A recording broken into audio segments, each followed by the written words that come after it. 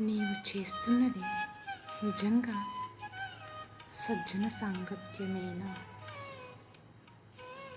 నీ సావాసం కృష్ణునితోనా, శకునితోనా?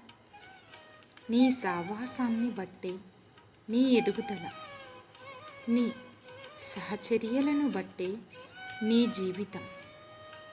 శకునితో సహవాసం అధోగతికి, కృష్ణునితో సహవాసం పురోగతికి.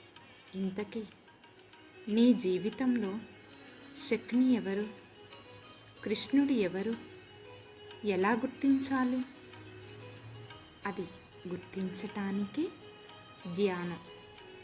గుర్తించనంత వరకు గుడ్డి జీవితమే. గుర్తిస్తే సూర్యుడిలా వెలుగుతావు. అదే దివ్య జ్ఞాన ప్రకాశం.